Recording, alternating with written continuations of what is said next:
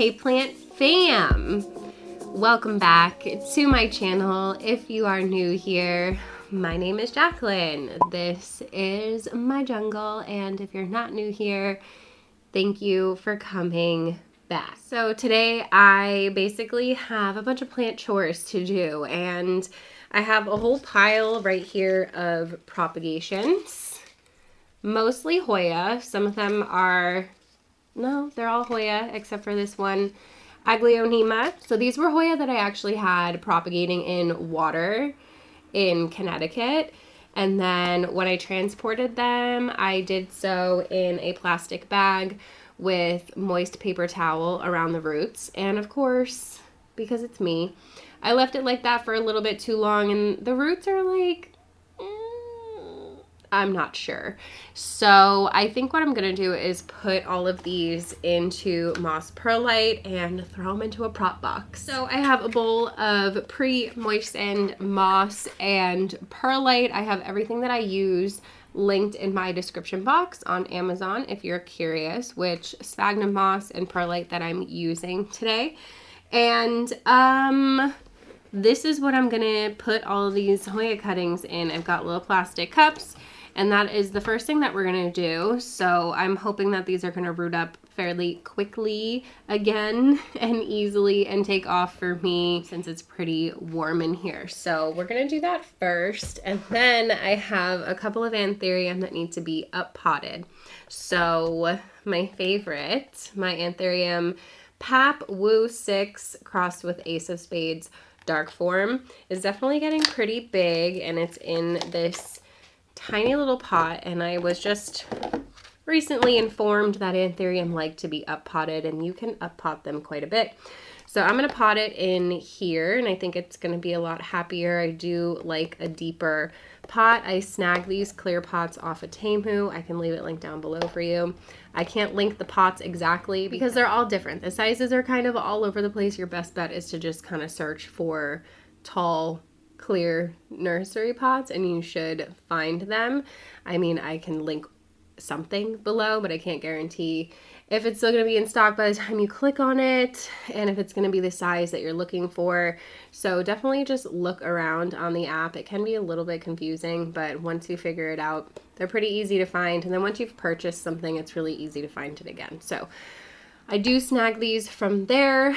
You can get them on Amazon as well, but they are like more than double the price. So that is what we're going to do for that one. And then I have this Doc F2 crossed with Bessier that has been in this teeny tiny little cup for way too long. Oh, I just pulled it out, all the way out by accident. It's got a lot of roots, and it's definitely like just too rooted. So I just watered it. I think that's why it might be kind of coming out a little wonky, because I'm fertilizing it. It's got high humidity and all the things. So we're gonna up pot it and hope that the next leaf that it puts out is gonna come out a little bit better, because this one just came out and I'm like, girl, what are you doing? So we're gonna up pot her as well. I have this cute little no ID that needs to be up potted, as well as this Tazula I can talk. Tazula Ace of Spades crossed with Doriaki. You can definitely see the Doriaki in this one. Makes it kind of round.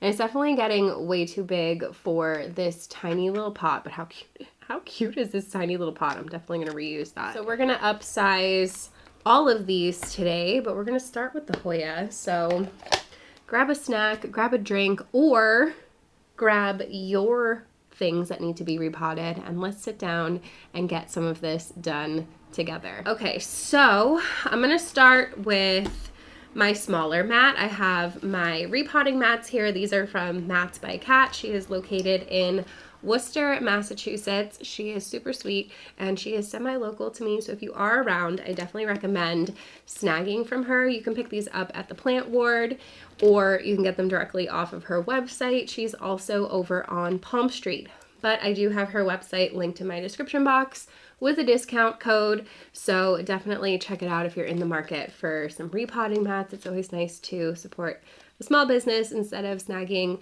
those terrible cheap like tarps on Amazon. Not into it. So this one was a prototype, so it's not one that you can actually snag, but this one is called Mermazing, and it's just this really pretty iridescent patterned one. So we might up to that one once we get to the Anthurium, but for right now, for these little ones, I am going to use this smaller one just because it's a little easier. This was her testing out a material and deciding that it wasn't something she wanted to go with, but she still had a sample. So I got this for really cheap, but it's definitely a lot flimsier than her regular ones. So just so you know. All right, I am going to turn you guys down so you can see what I'm doing, and we're gonna get to it. I'm just gonna talk to you about each Hoya as we go through and maybe chat about how I propagate and why I do the things that I do, and just general care tips. All right, first on the pile that I have here, I think is the Hoya, oh goodness, what are you? Michelle Splash or Joy Splash maybe? And not exactly sure why I decided to leave it as this really, really long stem, but it's not gonna look very good in a pot that way. So I am actually just gonna cut it right at the bottom of this node here. So I'm just giving myself a little bit of space. And if you really wanted to, you could propagate this and see if anything came from it. There is an old activated node right here, but I usually just throw these out because they're super duper slow if they ever give anything at all. I have these little plastic cups here that I got off of Amazon.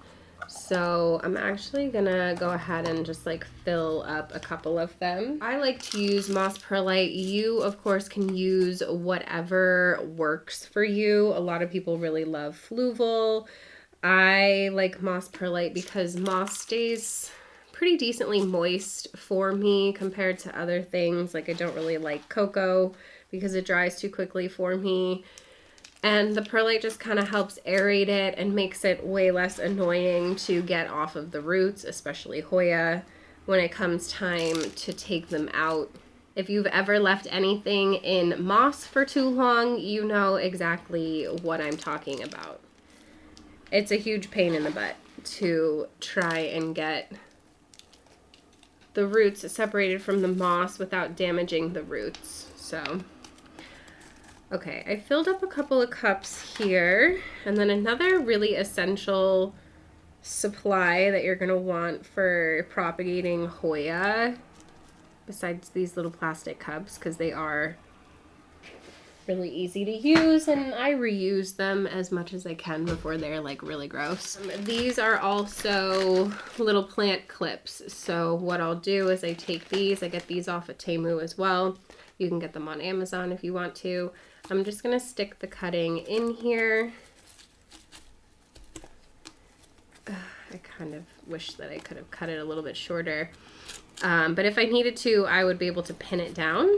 I don't really have to with this one. Like I kind of can if I want it to be a little less wobbly, but it's going to be kind of wobbly regardless just because that internodal spacing is pretty big on this one. Just gonna pack it in here will help it stand a little bit more. It's okay to bury the stem in there. As long as you keep it moist and not soaking wet, it won't rot. So plant number 1 is down. And plant number 2, what do we have here next on the pile? Looks like Hoya Potsii. And her roots are, they're pretty dry, so I don't know if they're gonna come back to life, but I'm just gonna leave them for the time being and see what happens. If they die back, they die back. If not, then that's good too, but they'll probably die back and whatever. That's on me for not keeping it moist. It's literally been like weeks that they were just in a plastic bag. So, Hoya Potsii. Just plant number 2. I don't know if I'm going to be keeping all of these propagations. I genuinely can't remember if these are off of plants that I already have or not. So I know that some of these, like this is Obovata inner variegated, I will be putting up for sale once they're ready to go. As long as they bounce back okay and start to root from my neglect. They should be fine. So, Hoya Obovata inner variegated, you can barely tell. It's very, very dry and bendy, so I'm hoping this one will bounce back. But if not, that's fine. I have a whole basket of it. I just haven't propagated it in a while. So if we can bring that one back to life, I wouldn't be mad about it. That is Hoya number 3. What do we got next? It looks like the same. Is it the same? It's either Michelle or Joy. I think it's Joy Splash. So I'm actually, what I'm going to do with this one is I'm going to cut it over here, and I'm just going to rely on this one node. Normally I would try and grab a second node, but the internodal spacing here is so big. There's not a ton of stem on this side of the node, which is a little bit concerning, but I think it should be okay if I just cut it right here. And what I'm going to do differently with this one, and my pins are going to come in handy for this one,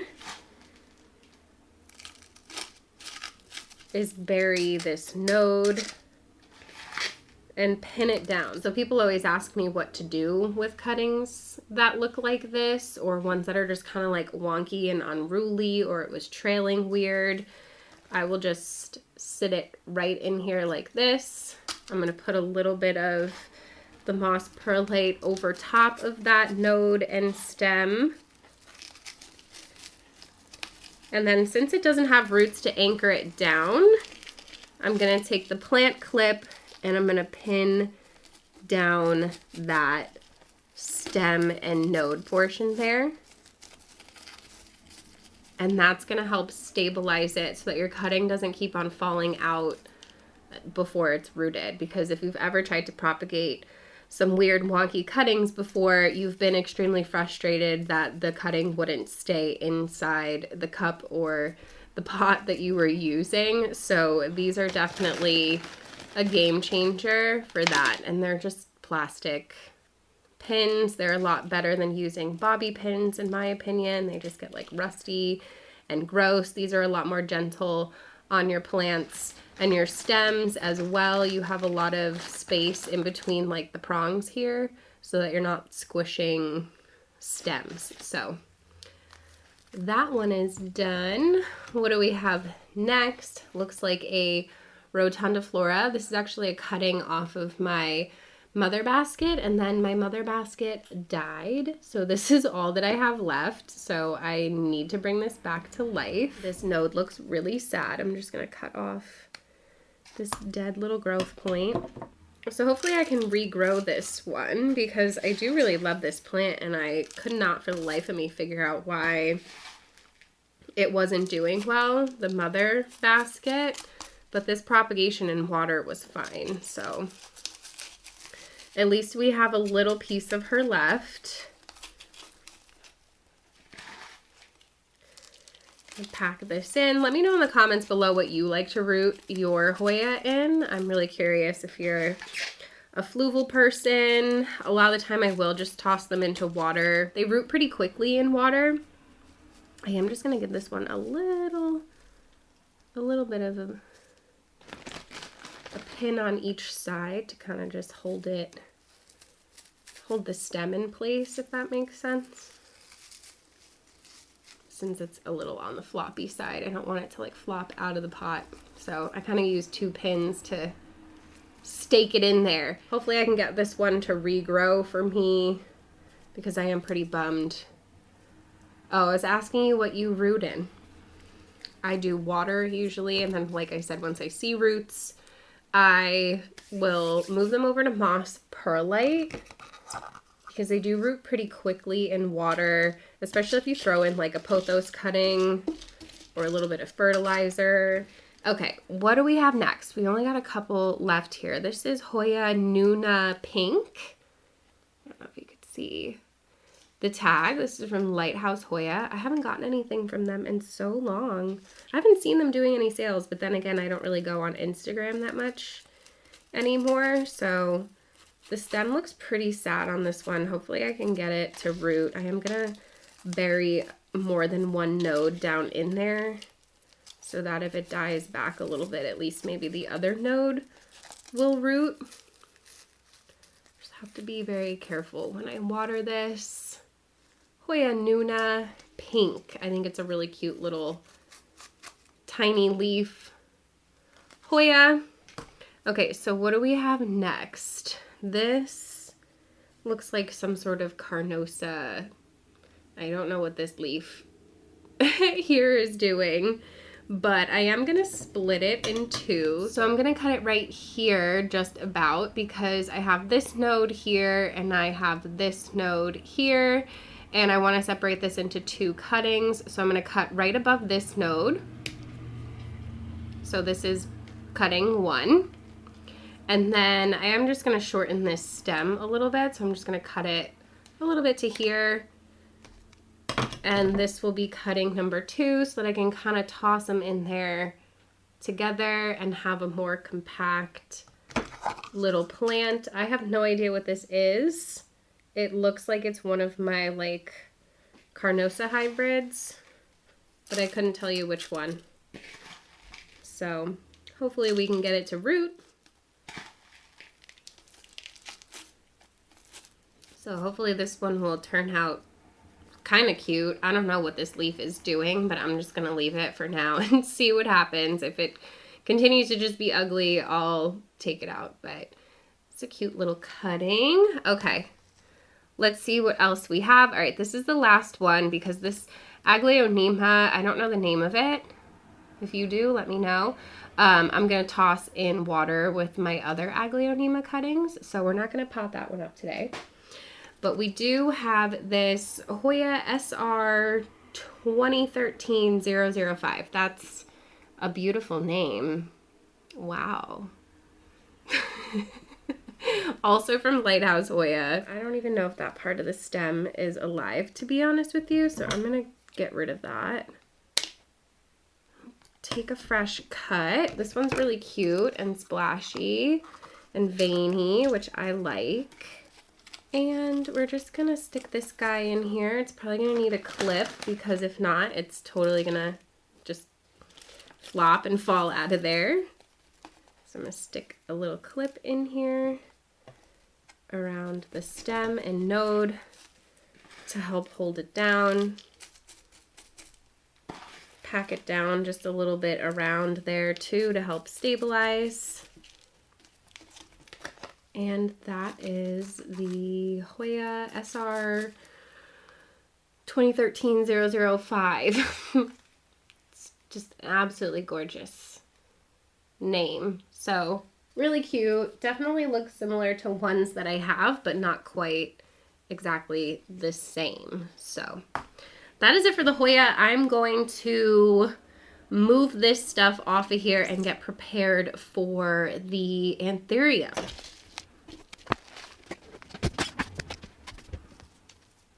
Okay, so for the Anthurium, I'm going to switch over to this larger mat. This is, again, the Mermazing. I don't remember the size of this one in particular, but I think it might just be like regular size or something like that. I'm sorry, I don't remember.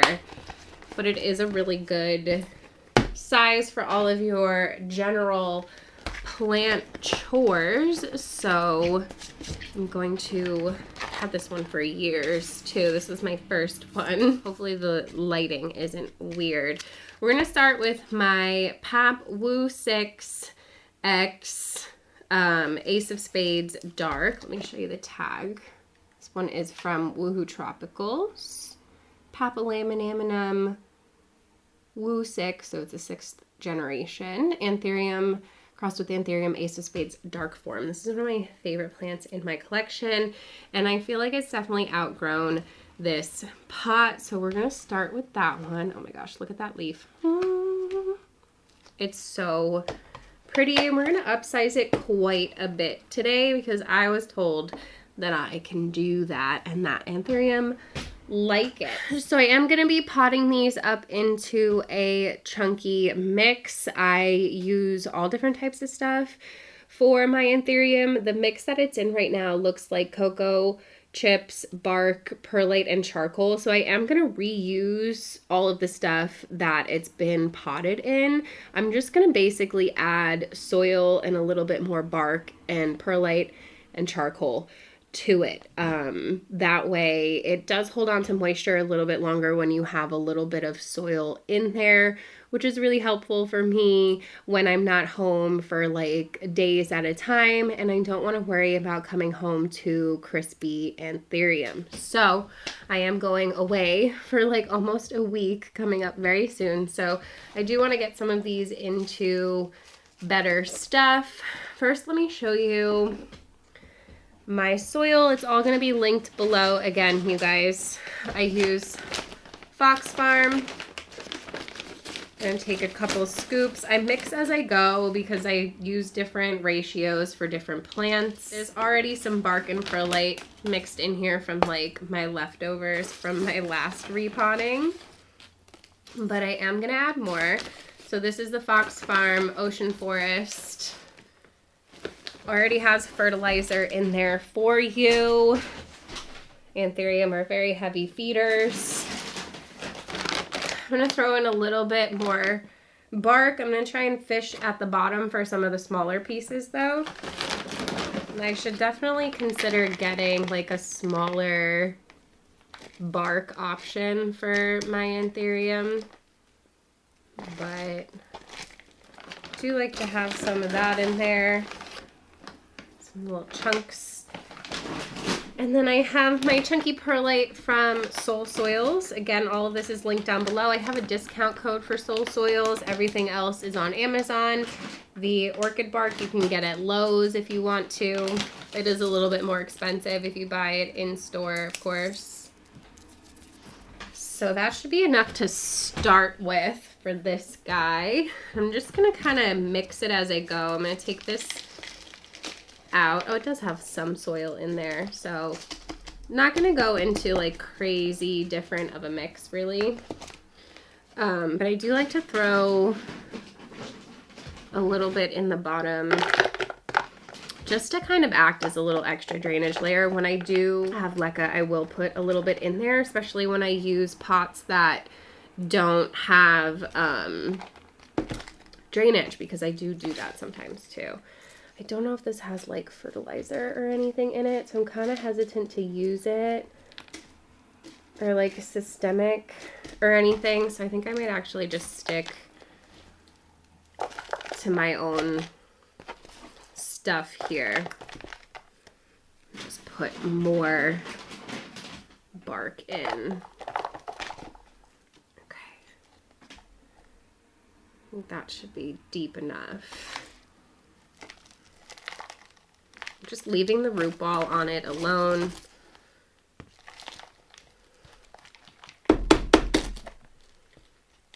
Just whatever is there is there. It is what it is. Get some more perlite. I waited for this big new leaf to harden off before I repotted it too.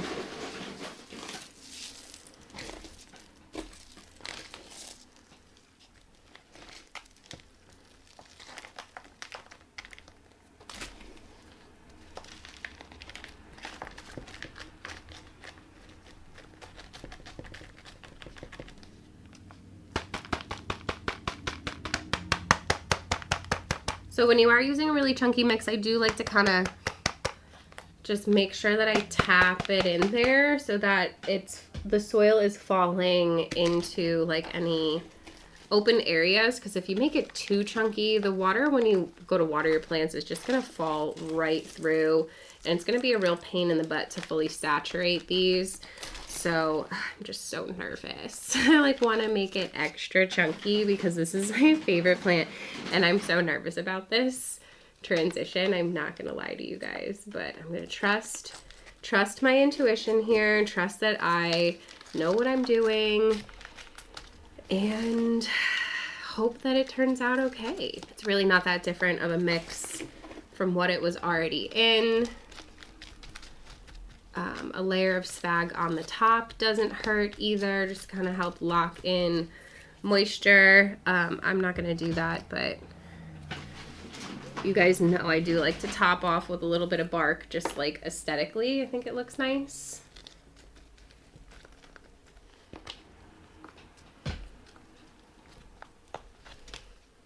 Just give it a couple more taps.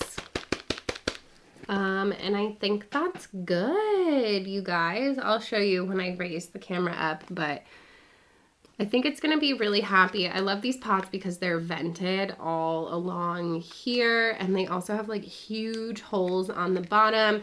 So I'm fairly confident that the roots are gonna be able to breathe and be pretty happy in here. We've got some good chunks of perlite and bark in there. So that is the first one, and I'm really nervous about it, but we're just gonna keep an eye on it and make sure that it's mostly drying out before we water it again, because you do want to keep your Anthurium moist, but you don't want them to be sitting wet. They won't like that either. So yeah, this is honestly like a very similar mix anyway. The only difference is that this has the cocoa chunks in it. Next, we'll do this one because this is like the next biggest. This one does have moss perlite around its roots, so I am going to try and just wiggle as much of it out of there as I can. I can't even get the little pot out of here. It's like stuck, but look how cute this is. I can't get the nursery container out. So we're going to pot this one up to, I don't know, maybe here. They do like to be in like a deeper pot. I was going to do it in here, but I feel like the extra like 1.5 inches might do it some good. So maybe we'll use that one. I'm just going to try and get some of this off of here. Just being really, really gentle. Trying to get as much of the sphagnum. I don't care about the perlite. Just want to get as much of the sphagnum moss off of the roots, since I am going to be putting it in a soil mix. These are great roots though. And again, this is the Doc Block F2 crossed with Bessier Affinis. So I do have 2 of these. This one comes from, I can't remember. I think this is the one I got in Texas when I was with my friend Tessa. Yeah, I'm pretty sure this is the one I got in Texas. I'm going to take this ugly leaf off of her. I like to yank them off if I can instead of cut them off. You know, don't like to risk exposing it to anything if I don't have to. I keep my scissors pretty sterile though. I spray them down with alcohol, or at least I try to remember to. So I think I got most of the spag off the roots here. They look like noodles. How stinking cute though. So yeah, let's get that one out of the way, and I'm gonna mix a little bit more soil.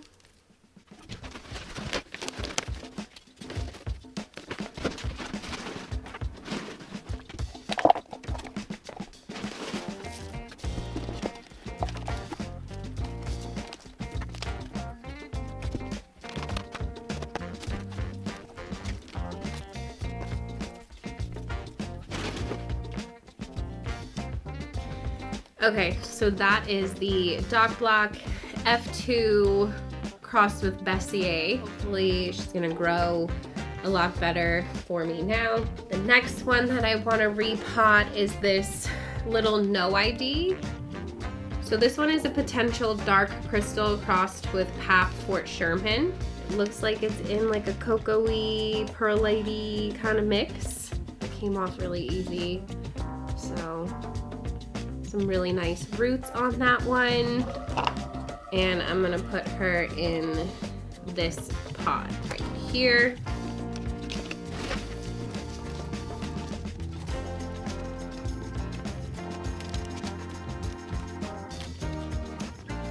All right, so that is the no ID. I think she's gonna be really happy in here. And the last one today is this really cute Tazula Ace of Spades crossed with Dorayaki. You can definitely see the Dorayaki in this one. It's definitely more of like a heart shape. I'm gonna get rid of this bottom leaf. It's in Moss Perlite.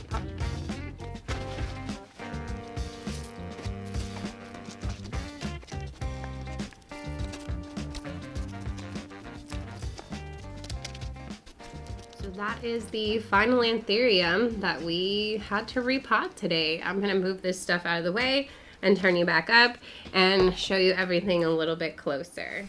Okay fam, so I hope you enjoyed watching the process of me repotting these two bigger ones and these really cute little babies, the no ID and the Dorayaki, Ace of Spades. And then of course I have all of these cute little Hoya cutting. I'm gonna put these in a cute little prop box over here by the window and hopefully they'll take off really easily for me since it's pretty warm and sunny over there. And I'm very much looking forward to watching these continue to grow and thrive. I'm just a little bit stressed out about the transition, but hopefully everything turns out okay. And I appreciate you guys for hanging out with me. I hope that you enjoyed this. I hope that you maybe learned something today. Let me know if you have any questions about any of the stuff that we did today. I will help if I can. And if you enjoyed this video, you should definitely give it a thumbs up. Don't forget to subscribe, hit the notification bell so you don't miss anything from me. There's a join button down there if you want to be part of the official plant fam, all that good stuff. There's also a super thanks button if you want to super thanks me. I will have all of the products and things that I mentioned linked down below for you. And if you watched this whole entire video, leave me some emojis, some black heart emojis in honor of this dark babe. I love her, and I also just like the black heart emojis because black is my favorite color besides purple because black's not actually technically a color. But anyway, I love you guys. I hope you're having a beautiful day wherever you are out there in the world. I hope that you got some chores done along with me, or at least enjoyed relaxing with a snack while you watched me get mine done. And don't forget to spread kindness. Don't forget to drink your water, and I will see you in the next one.